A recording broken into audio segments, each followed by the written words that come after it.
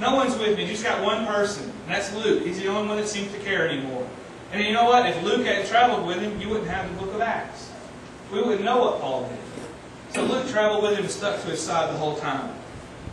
Jackie Robinson was the first black person to play baseball in the major leagues. He had been playing in the Negro leagues, and then his contract was bought up by the Dodgers, Brooklyn Dodgers at the time, so that he could come and play baseball. He was a great second baseman, and he played his whole career to do terrific jobs in the Hall of Fame.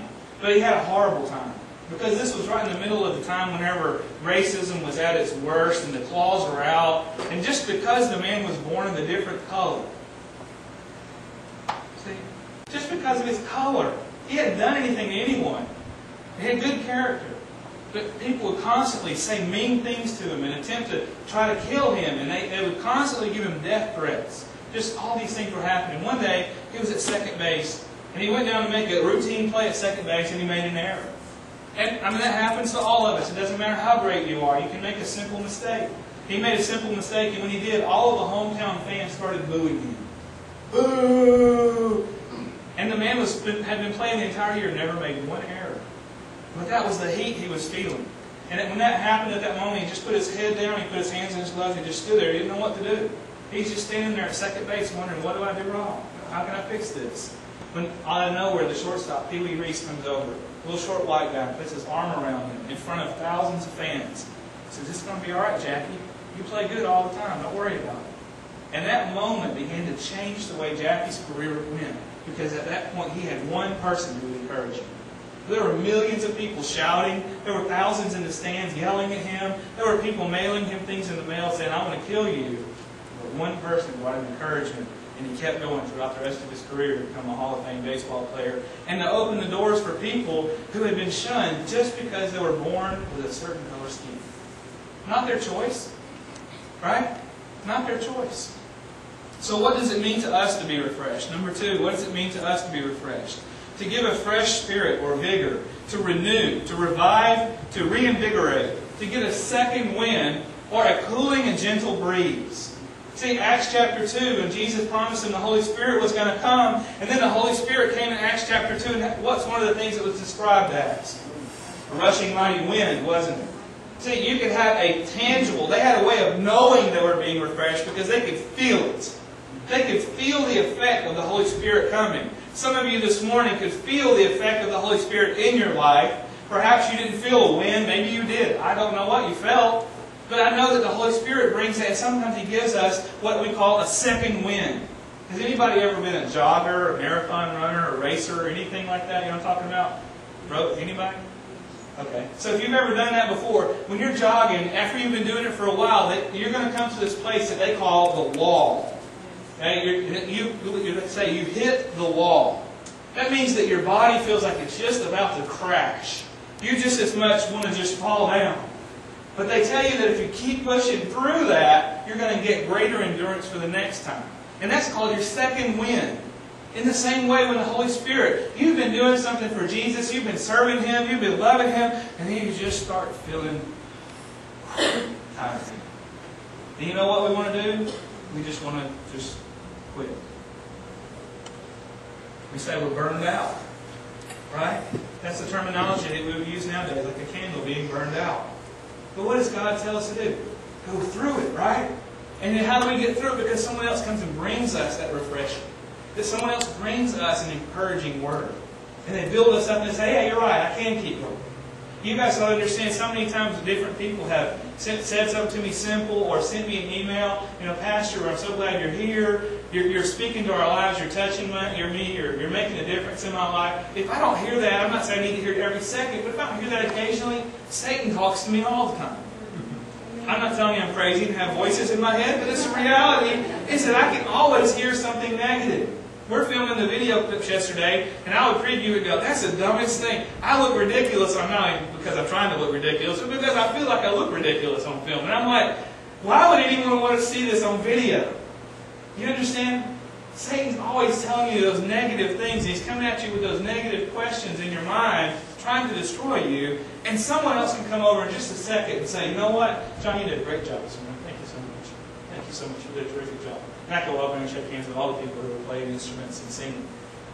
You did a terrific job. And you can say, hey, it makes me feel better. Thanks. And it just gives you a wind, a rush. Just like you were a ship that had sails, and you had them lifted, but there was no wind. And then that wind came, and off you go again. That's what we have to be for one another. We have to be able to be that person who brings that kind of refreshing. There was a pastor who visited a death row inmate, and he did that for several weeks in a row, and built a relationship with the guy, and talked to him about Jesus, and said that Jesus would forgive him of his sin, things like that. It came time to the man to actually go to his execution. And he was willing to do that. He had accepted Christ, but the pastor didn't know what to say. He said, what do you think should be the last words I should ever say? And he's like, what do I say to the guy? I can't say, well, see you later. Goodbye. Have a nice life.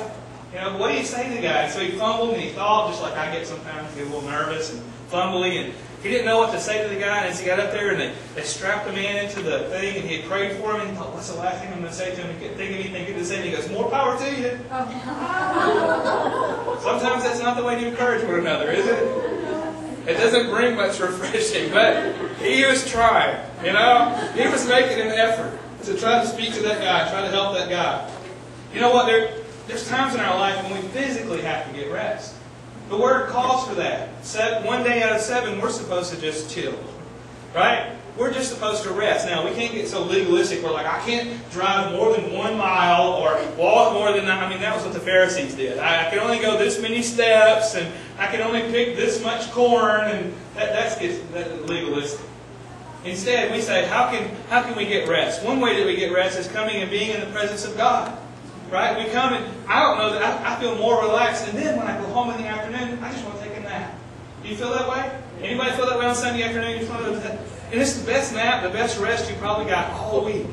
I mean, I can fumble and wiggle all night long and never get any sleep, it feels like. All week long, the dog climbing on you and trying to scratch you, and the kids waking you up, and the dog next door, all night long.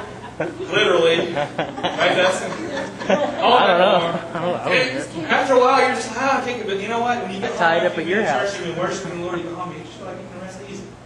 It's easy, it's relaxing. And so that's what God does for us on that one day. There was a man one time, and he was taking a tour of the Holy Land. And Melinda and I have been there, been to Jerusalem, been to all over Israel before they started bombing each other. I wouldn't recommend going right now, it's not a good idea. But the man was there, and he was taking this tour, and they went down to the Dead Sea.